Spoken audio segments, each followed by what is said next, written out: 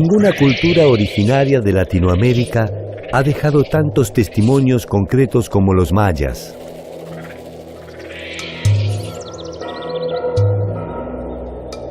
Ninguna ha ofrecido con tanto detalle su propia versión de la historia.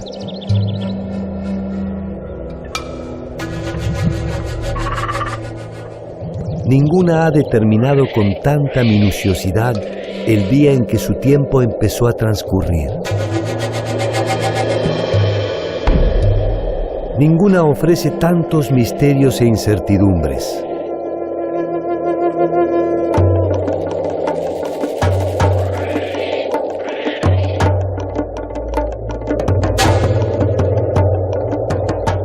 Son los mayas, aquellos que dejaron atrás su vida campesina para sembrar su entorno de ciudades deslumbrantes. Son los mismos que abandonaron esas ciudades. Son los que se enfrentaron entre sí hasta acabar con sus breves predominios. Son los que resistieron la dominación española. Son los que se refugiaron en la selva para intentar una nueva versión del mundo cuando ya no había más mundo.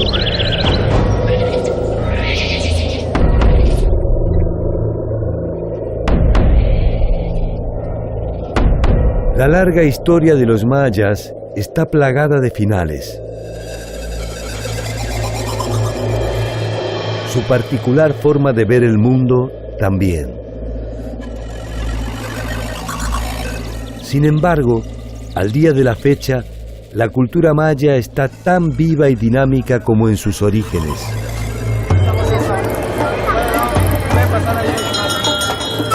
Saber quiénes son y de qué forma entienden su pertenencia común es una tarea que desemboca tarde o temprano en sus sistemas numéricos y calendáricos, sus estudios astronómicos, sus producciones arquitectónicas y sus obras de arte.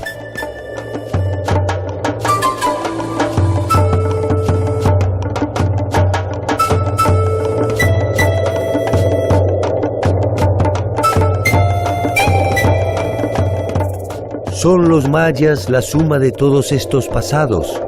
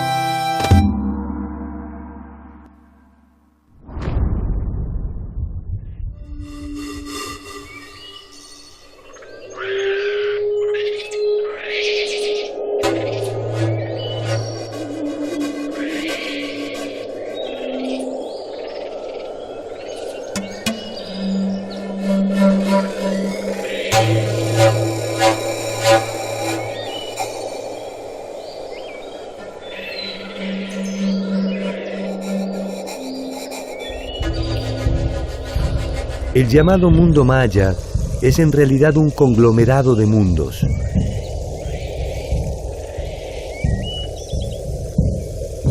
Constituyen en conjunto una unidad tan diversa que difícilmente se pueda estudiarlos sin descansar en sus diferencias.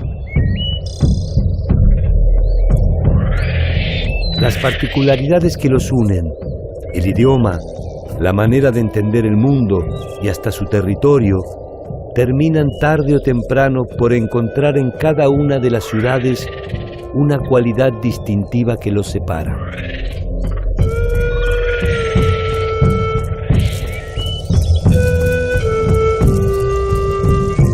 Tal vez lo que los une no sea más que esa voluntad indeclinable de no ser siempre los mismos.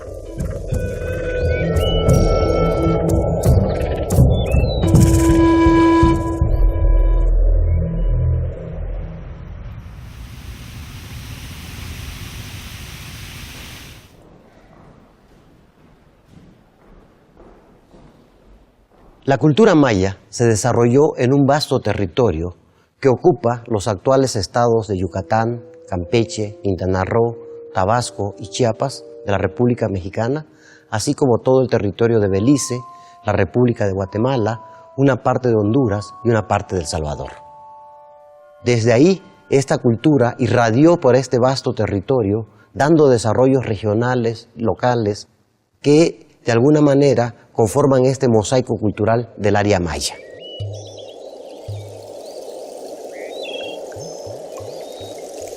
La región que ocupaban los mayas ofrece registros de vida humana desde al menos 10.000 años atrás.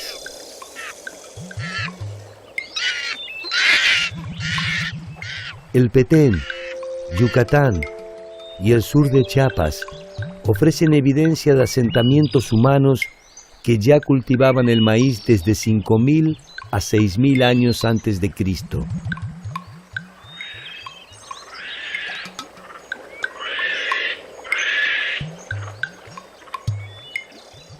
Y sabemos que toda esta región estuvo habitada desde muy temprano. Lo que no sabemos es si estos grupos fueron de un origen maya o eran otros grupos que fueron desplazados por una posterior colonización del área por grupos ya hablantes de una lengua maya.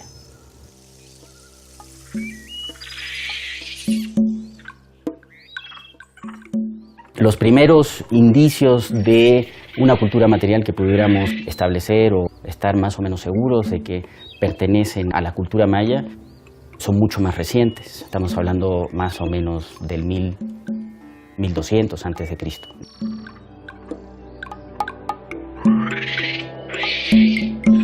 Estos primeros asentamientos permanentes corresponden a nucleamientos de pueblos agricultores con escasa población y un desarrollo arquitectónico limitado. Hacia el año 200, estos inicios modestos habrán de transformarse en grandes centros urbanos con una alta densidad de población.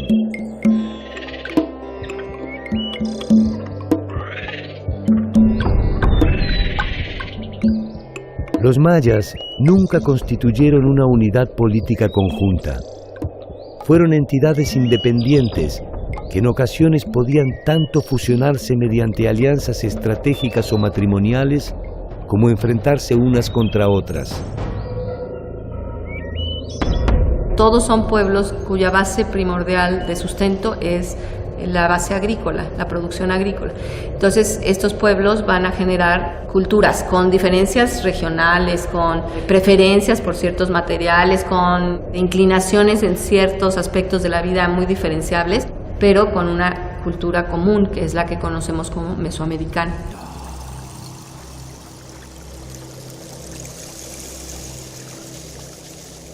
Entre las tantas diversidades que definen la unidad maya, hay un territorio común, gobernado por el lenguaje.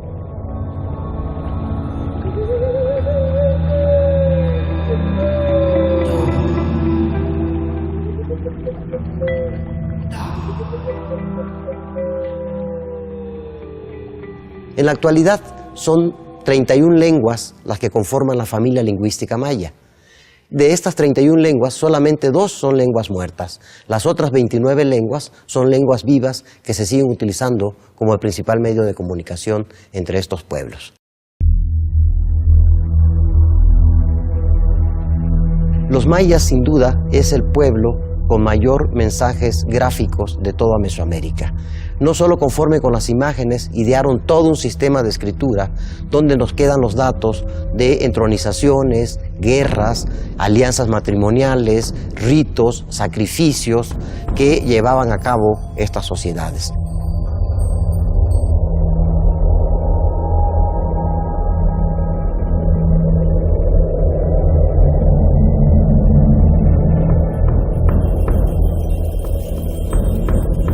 Los glifos son la unidad mínima de escritura maya.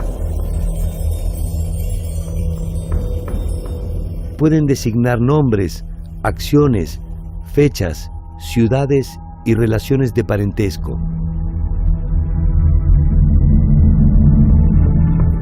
constituyen un sistema que permite escribir variadas palabras mediante su combinación.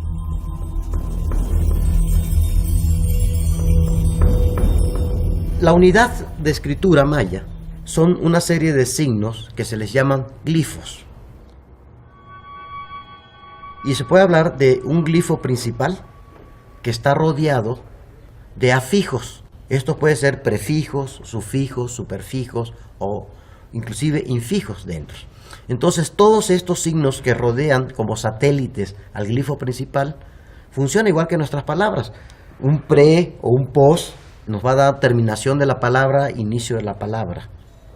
Entonces los cartuchos jeroglíficos se forman por un conglomerado de signos, que es a lo que les llamamos glifos.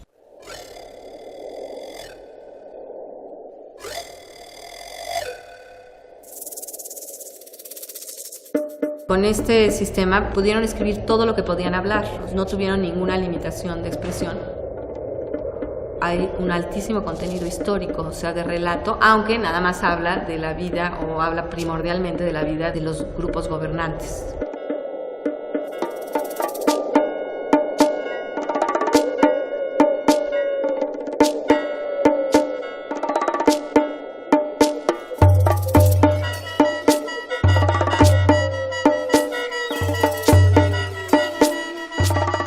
Durante mucho tiempo se pensó que las ciudades mayas eran centros de carácter ceremonial y cívico, habitados por una clase dominante dedicada a la reflexión filosófica, la exploración astronómica, el arte, el conocimiento matemático y la liturgia de sus complejos ritos asociados a los dioses. Sabemos que las ciudades mayas fueron verdaderas ciudades, con toda su complejidad. Ciudades como Tikal alcanzaron una población arriba de 60.000 habitantes, una superficie relativamente pequeña. Tikal fue una de las ciudades más importantes de la región. Su historia está signada por constantes enfrentamientos con los reinos vecinos, Calakmul, Caracol y Huaxactún. Esta sociedad maya fue una sociedad clasista, una sociedad con centros de poder gobernados por gobernantes que justificaban el derecho al poder a través de una serie de mitos y a través de una serie de imágenes que ellos explotaron ampliamente.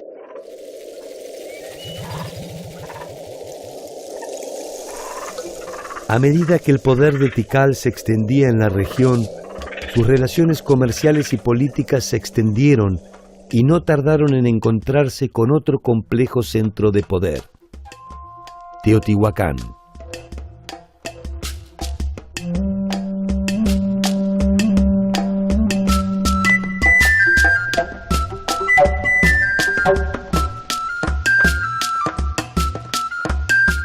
Teotihuacán fue un conglomerado cosmopolita que albergó a pueblos de casi todas las regiones del México antiguo. Las relaciones entre Teotihuacán y Tikal son complejas y ofrecen también material para la polémica. Para algunos, Tikal fue sometida por los teotihuacanos. Para otros, la influencia teotihuacana se redujo a una participación en las intrigas de la sucesión de Tikal.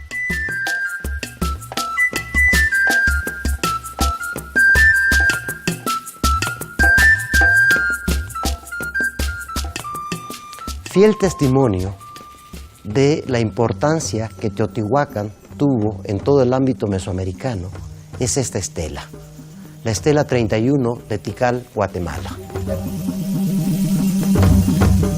La estela 31 nos permite reconstruir eventos trascendentes que intentan explicar estas relaciones.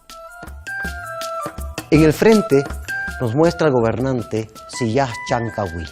Este gobernante, al parecer, es hijo de padre teotihuacano. Vemos a este personaje ricamente ataviado con todos los elementos que caracterizan a un gobernante maya. Este monumento nos muestra las injerencias que Teotihuacán tuvo en los gobiernos del área maya. ya que el personaje del frente, totalmente maya, contrasta con los dos personajes localizados a ambos lados de la estela, con atavíos típicamente teotihuacanos. Uno se ve con un gran tocado de lo que es la serpiente de Quetzalcóatl. Lleva en la mano un lanzadardos y por la parte posterior un escudo, y el texto jeroglífico registra el nombre, Yash Nun Ain. Ahora sabemos que es el primer cocodrilo primordial. Este personaje teotihuacano es el padre de Sillac Yancahuil, al que se conoce como Nariz Ganchuda. Esta dinastía gobernará hasta cerca del año 400, cuando llega al poder Sillac Chan. Sillac Chan es un heredero directo de los linajes originarios de Tikal y lleva a la ciudad a un nuevo esplendor, apoyado en las antiguas tradiciones.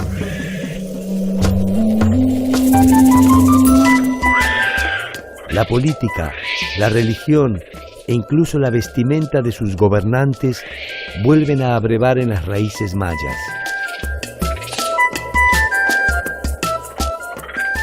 También se reinicia con él la larga disputa por la hegemonía territorial que enfrentó a Tikal con Calakmul y Caracol, entre otros.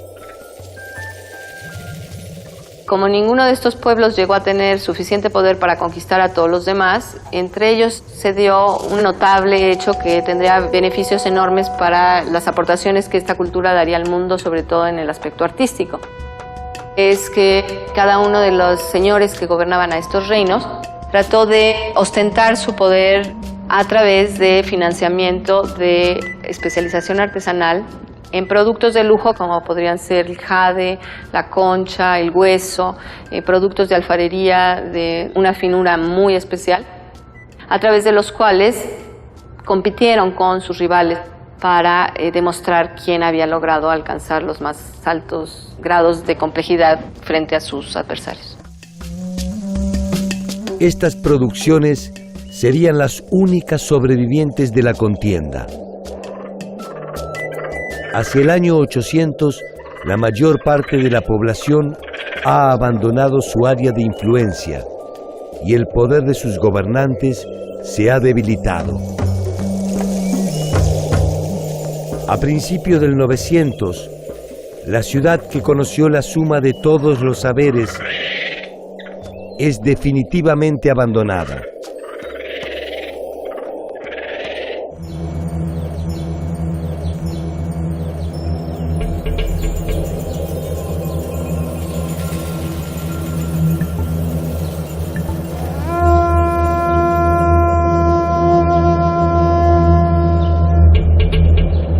En el área mesoamericana existen más de 800 espacios destinados al juego de pelota y al menos 12 variantes de este juego. La más conocida en la actualidad es aquella en la que se presume que la pelota debía atravesar un aro de piedra. El juego de pelota en Mesoamérica está muy extendido, seguramente desde tiempos olmecas ya se jugaba. Tenemos pelotas de hule en contextos arqueológicos en la zona olmeca que pueden remontarse hasta 1000 antes de nuestra era.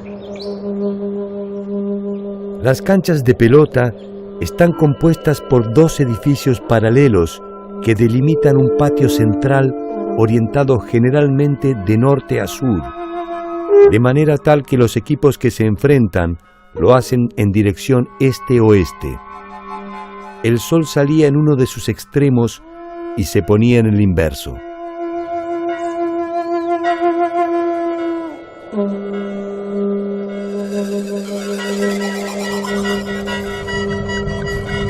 Innumerables son las teorías que se han esbozado en torno al juego de pelota.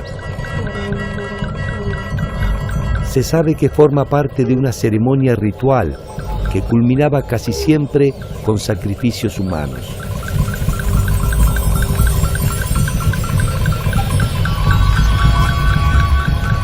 Una de las fuentes que nos permite ingresar al conocimiento de este juego se encuentra en uno de los libros emblemáticos de la cultura maya, el Popol Vuh.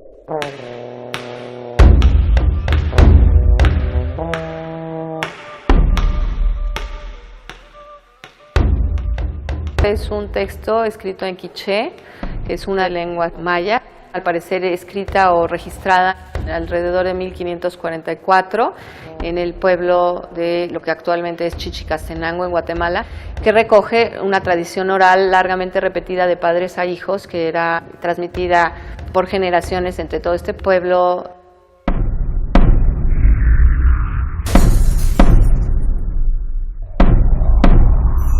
El Popol Vuh está dividido en 3 partes. La primera de ellas es la que se refiere a la cosmogonía del mundo maya, fundamentalmente a la creación del mundo y las cosas sobre la tierra. Allí está presente el juego de pelota a través de un enfrentamiento entre 2 héroes míticos, Ixbalanqué y Unampú, que se enfrentan en un partido con los señores del Xibalbá. Xibalbá es el nombre con que se identifica al inframundo, el reino de los muertos en las profundidades de la tierra. Esto va a ser muy interesante porque la mayoría de las canchas de juegos de pelota en Mesoamérica están abajo. Nunca van a encontrar una cancha de juego de pelota arriba, porque jugar a la pelota es como bajar al inframundo. El partido se define con la victoria de Ixbalanqué y Unampú, que son sometidos a una serie de pruebas en las cuales logran sobrevivir recurriendo al ingenio y a la magia,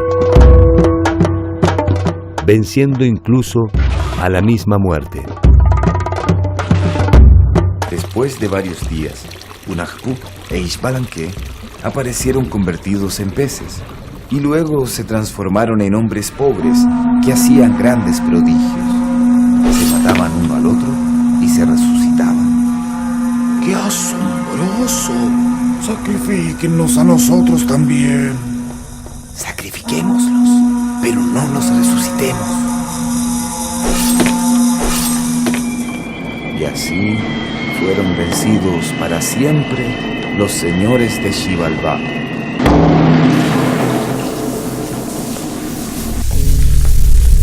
¿Quiénes son estos 2 héroes que han regresado para contarnos cómo es el inframundo?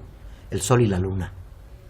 Todos los días bajan al inframundo, enfrentan una serie de pruebas y el día que pierdan las pruebas allá abajo, no habrá amaneceres solares ni amaneceres lunares.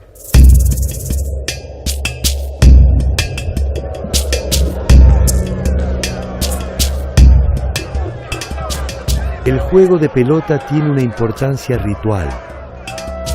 Se trataría de una escenificación del movimiento astral, de este a oeste y de oeste a este.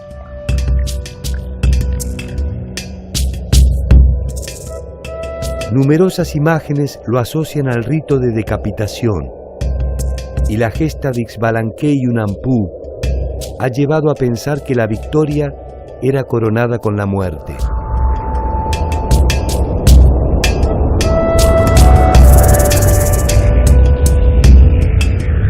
La idea no carece de romanticismo y lleva a pensar en la muerte como un premio a los vencedores.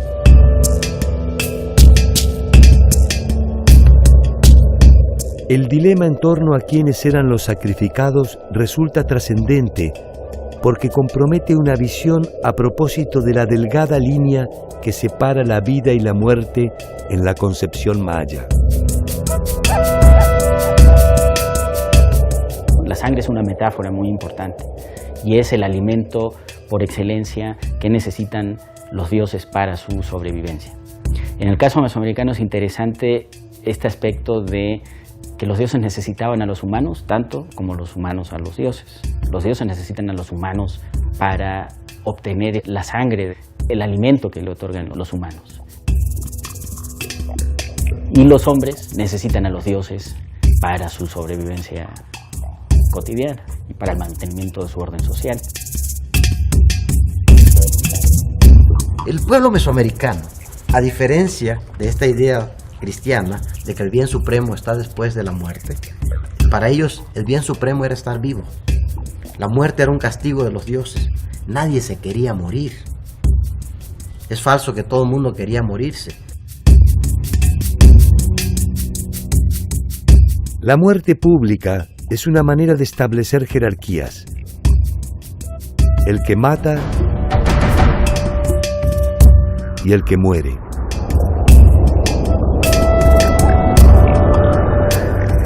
El que domina la escena es siempre el que monta el espectáculo. Una de las actividades más comunes de los gobernantes son estas batallas para capturar guerreros importantes de otros señoríos, unidades políticas, para ser sacrificados en sus ciudades. Esto era un elemento importante también dentro del mantenimiento de este orden social tan particular de los mayas del Clásico.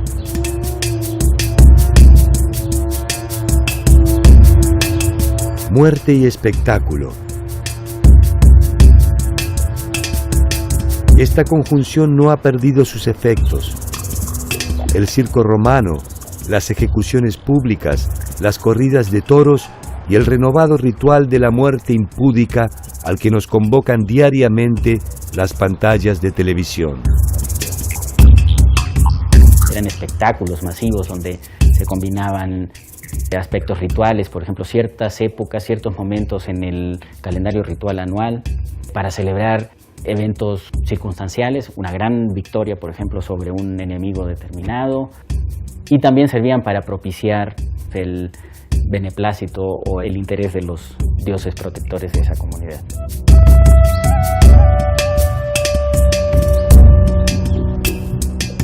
Todos los eventos de la vida maya estaban organizados en torno a un sistema social, político, económico y religioso que obedecía a un orden preciso y recurrente.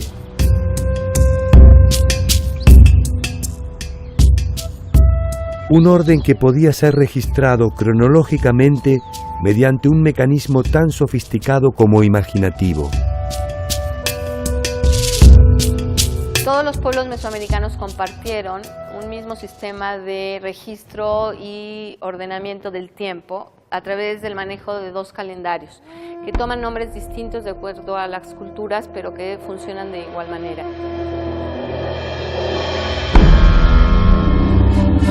Uno de ellos ha sido identificado como ritual o lunar, aunque sus funciones eran básicamente adivinatorias. Estaba compuesto por 260 días, divididos en 13 segmentos de 20 días. El calendario de 260 días es un calendario que no tiene un referente astronómico. No se sabe realmente qué representa. Lo interesante del calendario ritual o religioso es que servía para darle nombre a las personas.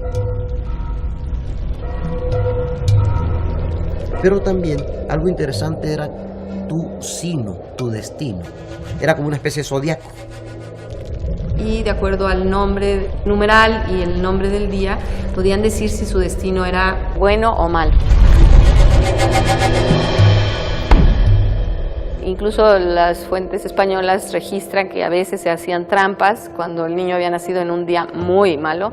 Los sacerdotes trataban de convencer a los padres de darle otro nombre calendárico, de manera que tal vez podían despistar al destino.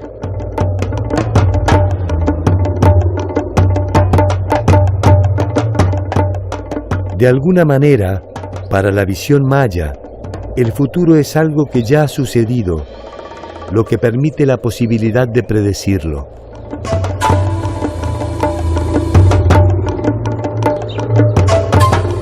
El tiempo forma parte de un ciclo que se repite, y la regularidad en la trayectoria de sus astros confirma esa recurrencia.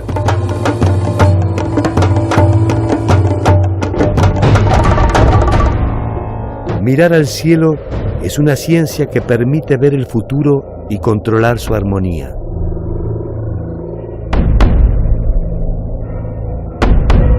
Este calendario era combinado con otro calendario que es el calendario solar.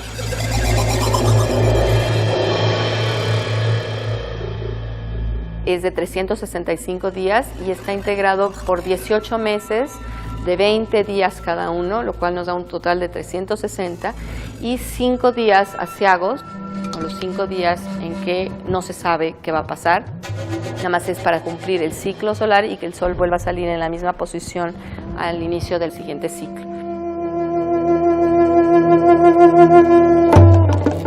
El calendario solar era una importante referencia estacional y dividía los tiempos de siembra de los de cosecha, los tiempos de paz de los de guerra.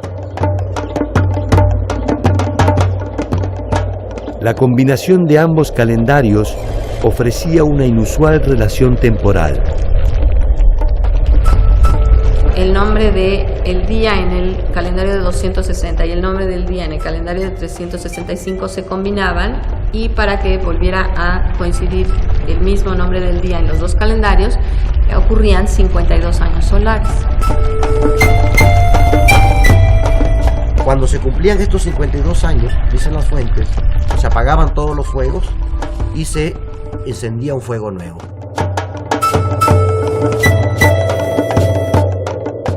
Este tiempo histórico se medía mediante el establecimiento de una fecha era, el inicio del tiempo maya.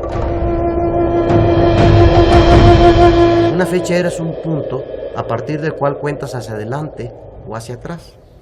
Algo tienen en común todas las fechas eras de todos los pueblos del mundo. Todas son arbitrarias. Porque para nosotros contamos del nacimiento de Cristo para atrás y del nacimiento de Cristo para adelante. Con los mayas sabemos que tienen una fecha era que es 3114 antes de Cristo. Y a partir de ahí cuentan para adelante y cuentan para atrás. Pero cuentan días transcurridos, no cuentan años transcurridos.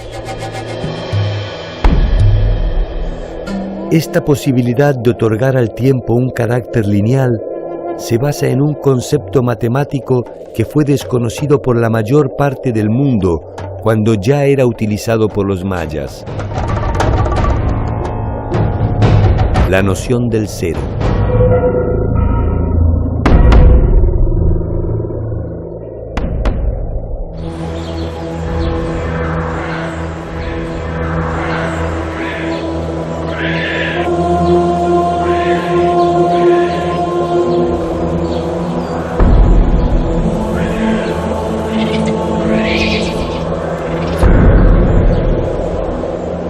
Si bien para la ciencia resulta siempre difuso establecer el origen de una cultura, para los mayas el pasado no es una simple leyenda que se remonta a tiempos inmemoriales. Su historia tiene un inicio mediante una fecha cierta que fue rigurosamente documentada gracias a uno de los sistemas numéricos más complejos de la historia de la humanidad. Todos los pueblos mesoamericanos desarrollaron formas de escribir números para contabilización, para registro, etc. Solo los mayas llegaron a un aporte que es notable a nivel mundial, que es la invención, no deberíamos decir del cero, porque el cero es la forma que toma en el invento hindú, que pasa a los árabes y llega a nosotros, sino de lo que le llaman el completamiento. Lo que es en esencia es darle valor posicional a los números. Estas son las variantes de cabeza de los números. En lugar de poner 8 con una barra de 3 puntos, pongo esta cabeza y es 8. ¿Cuál es la característica de este sistema? La simplicidad, lo sintético. 3 signos usan: puntos, barras y el cero. Y con esos 3 puntos, con esos 3 signos, puedo hacer los mismos números que hacemos nosotros con nuestro sistema, que usa 10 signos distintos. El número 0 se identificaba con el símbolo de un caracol. El punto identifica al número 1 y la barra al 5. La combinación de estas barras permite llegar hasta el número 19. Cada uno de estos números, ubicado en una posición determinada, permitía infinitas combinaciones.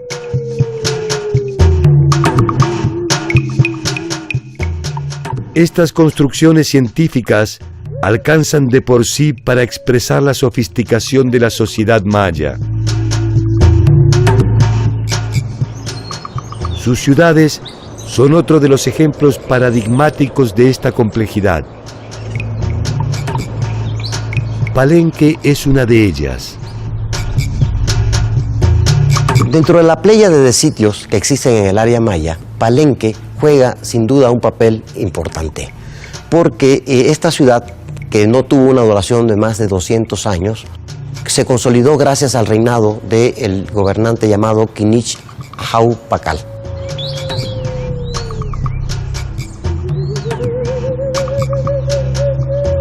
Para quien visite la ciudad en la actualidad, resulta difícil comprender que tanta belleza es producto de la impronta de un solo hombre. Kinich Hana Pakal tomó el poder a los 12 años y creó una ciudad vasta en conocimientos, quizás de todas las ciudades del área maya. Los textos más largos, donde tenemos mayor literatura, es en Palenque. El reino de Pakal duró por lo menos 2 veces y media lo que es el promedio de vida de un habitante común de la ciudad de Palenque. Toda su primera parte de su gobierno estuvo dedicado a la reconstrucción de su ciudad, a expandir el prestigio de su ciudad, a reconstruir las redes sociales destruidas por este momento delicado en su historia, y por lo tanto es un gran arquitecto, un gran innovador en el aspecto arquitectónico.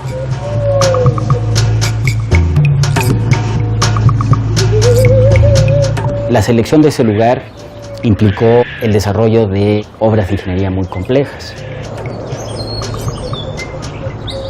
Por ejemplo, la creación de terrazas para ganarle espacios al cerro, para tener mayor áreas planas para construir edificios. La canalización de ríos, hay una cantidad enorme de acueductos. Implicó el desarrollo de una tecnología de distribución de aguas por todos los barrios que componían a la ciudad, y todo esto le confiere a la ciudad de Palenque estas cualidades muy especiales.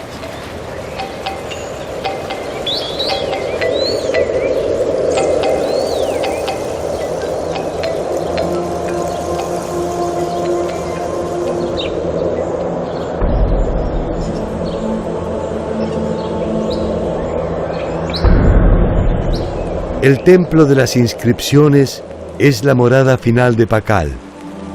Él mismo construyó ese templo para el tiempo posterior a su vida terrena.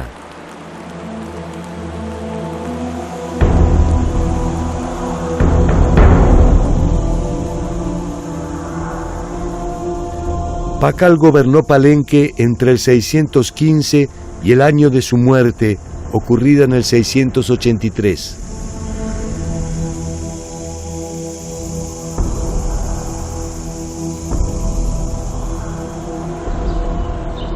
Aún después de su muerte, el templo siguió cumpliendo sus funciones y los gobernantes lo utilizaban para tomar contacto con el líder que recuperó el culto a los antepasados y profundizó la liturgia de los ritos funerarios.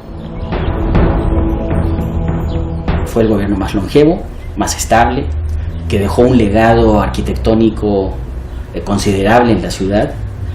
Conocemos de la historia anterior de Palenque solamente por los textos que escribió Pakal y sus sucesores.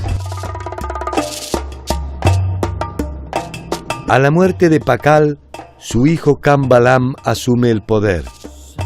Su gobierno honra la gloria de su padre y persigue los mismos sueños de grandeza.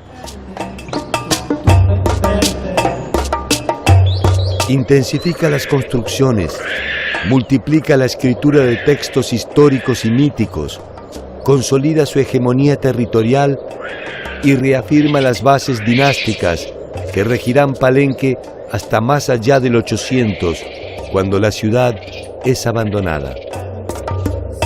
Entre el 850 y el 950 desaparecen los sitios más reconocidos del periodo clásico para las tierras bajas: Tikal, Yaxchilán, Palenque, Cumaná.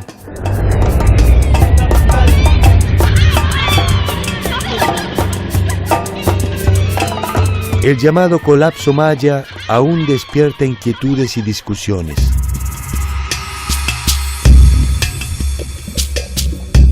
Razones ambientales, enfrentamientos, guerras intestinas, quiebres institucionales, crisis de legitimidad. Cualquiera de estas razones, o la suma de todas ellas, dieron por tierra con un complejo sistema que pareció perder la esencia de su funcionamiento.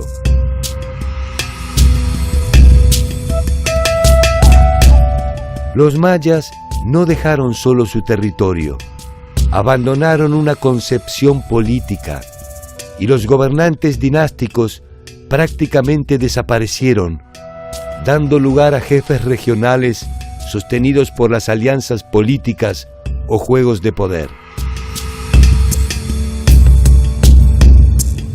Hacia finales del período clásico, otra ciudad habría de delinear los últimos trazos de una era de gloria.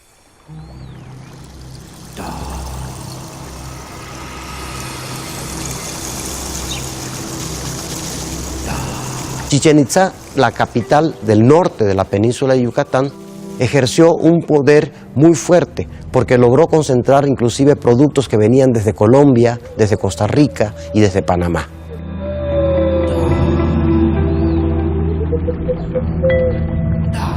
Algunos de estos exóticos productos fueron encontrados por las investigaciones arqueológicas dentro del cenote sagrado de Chichén Itzá.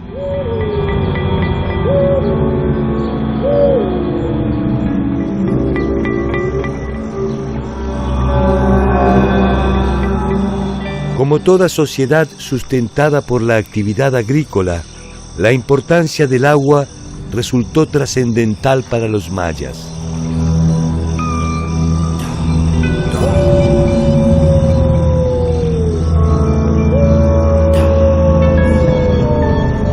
Chac, el dios de la lluvia, es una de sus deidades tutelares. Su representación con su clásica nariz de gancho se repite en sus edificios y sus principales textos.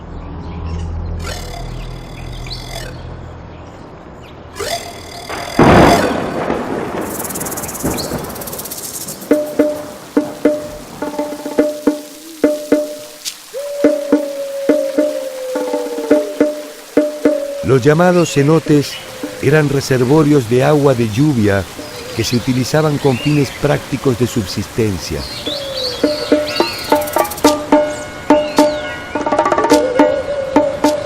El cenote sagrado, que se utilizaba con fines ceremoniales, era probablemente una de las tantas entradas al inframundo.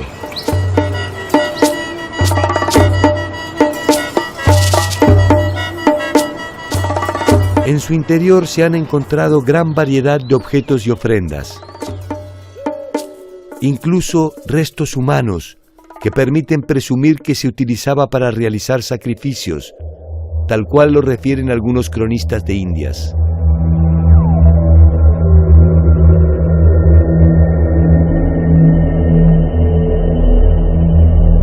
Los cenotes han sido interpretados como una especie de síntesis de la cultura maya. Allí, como en cada uno de sus indicios de piedra, de cerámica o de papel, se concentran sentidos profundos, profanos y productivos. Cuando los arqueólogos excavamos en una tumba en el área maya, encontramos representados en esta tumba casi todo el plano de Mesoamérica. Podemos encontrar productos que vienen de diferentes áreas muy lejanas. Obviamente, el comercio no es solo el transporte de objetos preciados. También a través del comercio se moviliza gente, se movilizan ideas.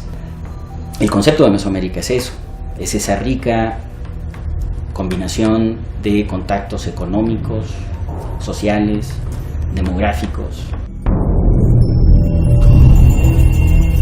Hacia fines del primer milenio, Chichén Itzá, la capital de los Itzáes, es la ciudad más importante del norte de Yucatán. Sus edificaciones poseen una belleza y armonía singular, y el complejo piramidal del castillo es hasta el día de hoy una de las edificaciones más significativas de la cultura.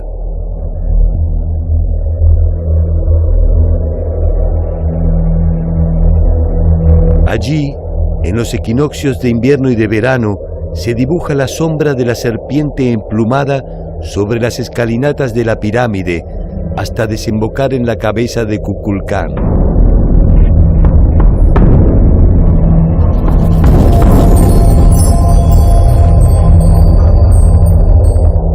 Chichén también se caracteriza por tener un contacto con grupos procedentes del altiplano central, del centro de México, los llamados toltecas, y crearon una cultura híbrida, donde vemos elementos mayas, pero también elementos del altiplano central.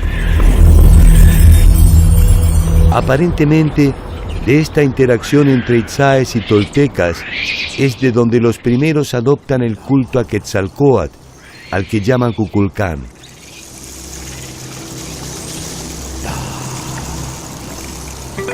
Chichén llega a su fin también hacia 1250 y la hegemonía continúa con Mayapán.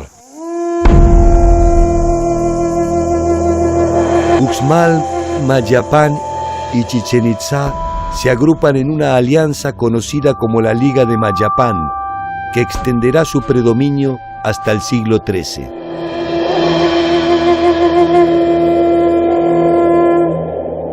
A la llegada de los españoles, el mundo maya se encuentra dividido en pequeños reinos.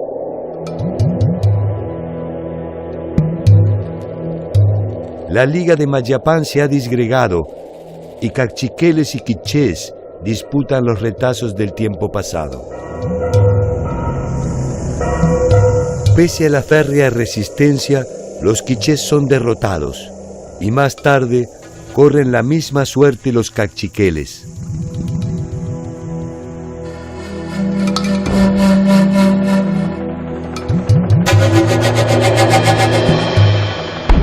Los itzáes se refugian en la selva del Petén. Desde allí iniciarán una nueva era. La huida se transforma en una estrategia contra la dominación colonial. Los itzáes se hacen invisibles. Van y vienen desde los pueblos conquistados hacia su nueva capital, Tayasal. La noticia de este reducto se transforma en una esperanza para el resto de los mayas que escapan hacia la ciudad en busca de refugio. Los itzáes los reciben a cambio de su subordinación. El sueño tendrá un final cuando los españoles deciden la toma de Tayasal hacia 1697.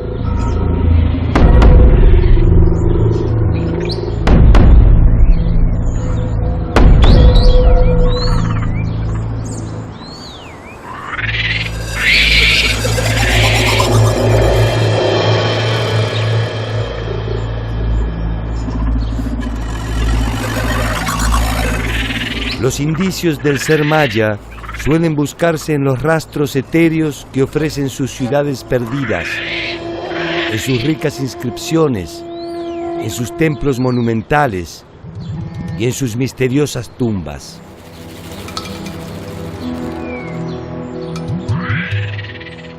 Sin embargo, la búsqueda resulta siempre infructuosa.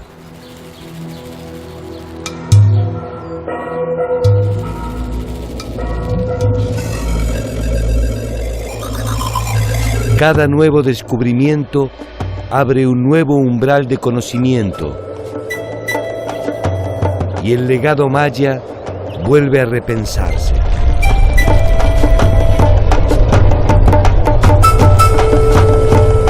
Quizás el error sea intentar ir hacia el pasado para entender su verdadera naturaleza. Quizás solo sea necesario esperar que la rueda de su tiempo vuelva a pasar frente a nosotros y nos permita entender que resulta inútil ir en busca de aquello que jamás estuvo perdido.